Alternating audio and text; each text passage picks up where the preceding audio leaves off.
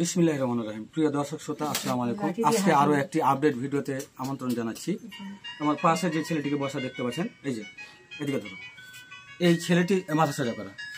আমরা গতকালকে আমাদের অত্র গোলাবাড়ি রেল স্টেশনেই তাকে পাওয়া গেছিল।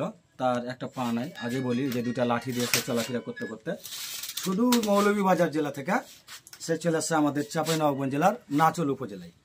তো ছেলেটি একটা পা নাই, কোনো দুর্ঘটনায় পাটা কাটা পড়ে গেছে, কিন্তু মানসিকভাবে কিছুটা ক্ষতিগ্রস্ত। মানসিক ভারসাম্যহীন হওয়ার কারণেই কিন্তু সে এতটা পথ চলে আসছে এবং শারীরিকভাবে খুবই দুর্বল, অসুস্থ। তা আমরা ওর দেওয়া যে তথ্য দিতে চাইছিল না, আমরা কৌশলে তার মুখ থেকে তথ্য বের করি এবং জুড়ি থানা পুলিশ এবং ওই এলাকার একজন হৃদয়বান মেম্বার, হৃদয়বান এই কারণে বলি, অনেক মেম্বার আমাদেরকে সহায়তা করে না। এরকম তথ্য দিলে উল্টা পাল্টা বকে, সময় দেয় না আমাদেরকে। তো ওই মেম্বার অনেক একটা ভালো মানুষ, ও সাথে সাথেই তার ভাই তার বোনের সাথে যোগাযোগ করছে এবং সেখান থেকে 3 জন ভাই আসছে প্রতিনিধি স্বরূপ তাকে নিতে। তার পরিবারের সকল ডকুমেন্টস আমরা পেয়েছি। আমরা একটু ভাইয়ের সাথে কথা বলি। একটু আপনার নামটা ভাই বলেন। এদিকে। দীপক কুমার সরকার। জি, আপনার বাসা হচ্ছে আমার বাসা হলো নেত্রকোনা, মোহনগঞ্জ থানা। মোহনগঞ্জ নেত্রকোনা। তার মানে ওই চা বাগানে কাজ করতাম। জি জি, ইনার হচ্ছে আপনি পরিচিত জন, এনার পরিবারের। হ্যাঁ, ওনার পরিবার। সমস্যা নাই, আমরা এর আগেও এরকম অনেক পরিচিত জনের কাছে, তার আত্মীয়র কাছে হস্তান্তর করেছি। নিজের লোক যদি কেউ আসার না থাকে, তখন যেভাবেই হোক, তার বোনের সাথে যেহেতু পরিচিত, তার বোনই তাকে দিতে বলেছে। আমরা তাদের মানে যাচাই বাছাই করার পরেই আমরা দীপক কুমার ভাইয়ের কাছে হস্তান্তর করছি। আমার জেলার একজন ভাই আছে, আমাদের মানবিক কাজ সম্পর্কে কেমন লাগে একটু ভাই একটু বলবেন, আপনার নামটা বলেন। জি, আসসালামু আলাইকুম। আমার নাম নজরুল, আমার বাড়ি চাঁপাই রামচন্দ্রপুর হাট। জি, ওয়ালাইকুম আসসালাম। এবার এই যে কথা বলো ভাইয়ের সাথে। হ্যাঁ, তো ইনি আমার একজন ভাই পরিচিত, উনি আবার বাঘাই থাকে। উনি বললো কি এরকম একটা ছেলে সিলেট থেকে চলে এসছে, তো নজরুল ভাই দেখেন তো একটু খবর নিয়ে। পরে আমি এখানে এসে দেখতে পেলাম ঠিকই ছেলেটা আছে, তো আমরা নেওয়ার জন্য আসছি। আমাদের আজকের আপডেট সফল পর্ব হচ্ছে 877 জন। আমরা 877 জন এরকম পথ শিশু থেকে বয়স্ক, বৃদ্ধা, মা বাবা, যুবক যুবতী, এইরকম মানুষকে আমরা হস্তান্তর করলাম। এটা আপনার কেমন মনে হয় বলেন তো? খুব আলহামদুলিল্লাহ, একটা ভাই খুব ভালো মানুষ, হৃদয়বান মানুষ, এবং খুব ভালো একটা উনি উদ্যোগ নিয়েছে।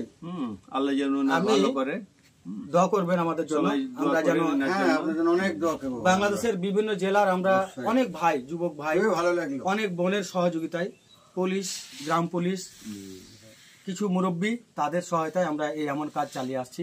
আজকে আমরা 877তম আপডেট সফল পর্ব সফলভাবে আমরা তার পরিবারের আপনজনের কাছে হস্তান্তর করলাম। এভাবে আমরা গত 5.5 বছর এমন মানবিক কাজ চালিয়ে আসছি। আমি প্রতিটা ভিডিওতে আপনাদেরকে বলি যে এই মানুষগুলোর জন্য একবেলার খাবার, একদিনের খাবার বা তাদের জন্য পোশাক, আপনার বাড়িতে যদি পুরাতন পোশাকগুলোও থাকে, শার্ট প্যান্ট গেঞ্জি, শার্ট সোয়েটার, ট্রাউজার, 3 পিস সহ বিভিন্ন ধরনের পোশাক দেখবেন 15, 20টা, 30টা অযথা পড়ে রয়েছে, যেগুলো আপনি বছর পর বছর ব্যবহারও করেন না, ছুঁয়েও দেখেন না। ওই সব পোশাকগুলো অনুগ্রহ করে যদি আমার ঠিকানায় পাঠিয়ে দেন, তাহলে এই মানুষগুলোর অন্তত এই ইজ্জত থাকতে বিশাল ভূমিকা পালন করবে। তো আবারও আপনাদেরকে অনুরোধ করব, আমাদের এই মানবিক কাজের পাশে থাকুন। আমাদের চাঁপাইনবাবগঞ্জ জেলার এই গর্বের প্রতিষ্ঠান, একটাই প্রতিষ্ঠান যেটা আমরা সারা বাংলাদেশ ব্যাপী অসহায় রাস্তায় পড়ে থাকা মানুষের সেবায় কাজ করে আসছি।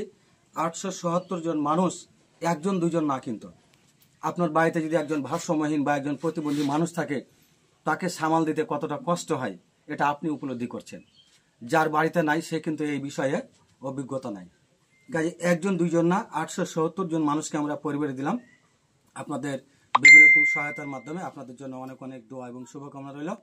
পরবর্তীতে আরেকটি কথা, সেটা হলো যে এই ভাইটা আমরা একটা পাও লাগিয়ে দেওয়ার চেষ্টা করছি। যদি তার পরিবার চায় বা এই ছেলেটি চায়, তাহলে আমরা তার যে পাটা নাই, আমরা এই কৃত্রিম পাটা আমাদের মানবিক গুরুজন, মানবিক শওকত ভাই, বেওরি সেবা এবং পুনর্বাসন কেন্দ্রের প্রতিষ্ঠাতা মানবিক শওকত ভাই চট্টগ্রাম, তার সম্পূর্ণ আর্থিক সহায়তায় আমরা তার একটি কৃত্রিম পা লাগিয়ে দেওয়ার চেষ্টা করছি। যদি তার পরিবার পরবর্তী আমাদের সাথে যোগাযোগ করে, তাহলে এই ছেলেটি একটি কৃত্রিম পা লাগিয়ে দেওয়া সহ তার যদি ছোটোখাটো একটা ব্যবসা পরিচালনার ইচ্ছা থাকে, সেটা আমরা আপনাদের সবার সহযোগিতায় পূরণ করার চেষ্টা করব। ছেলেটির জন্য দোয়া করবেন।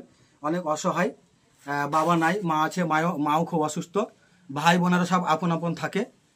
কাজে এর দেখভালের জন্য আসলে তেমন কেউ না থাকে। তো দোয়া করবেন যেন সে সুস্থ জীবনে ফিরে আসে, অল্প বয়স সুস্থ জীবনে ফিরে আসে এবং বাকি জীবনটা সে যেন ভালোভাবে কাটিয়ে দিতে পারে।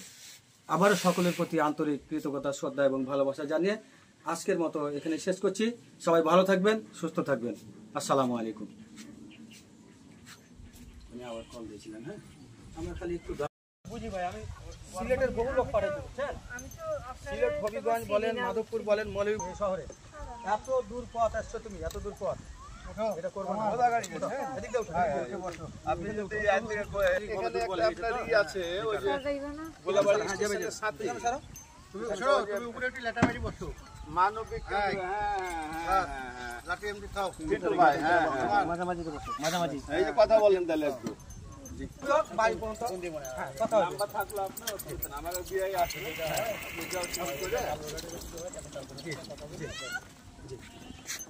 ভাই। তো বাঘা কোনদিন দিচ্ছেন? বাঘ মারা গেছি, বাঘা এসে বলছি নাম্বারটা থাকলো, ভাই ঠিক আছে, ঠিক আছে, আচ্ছা তখন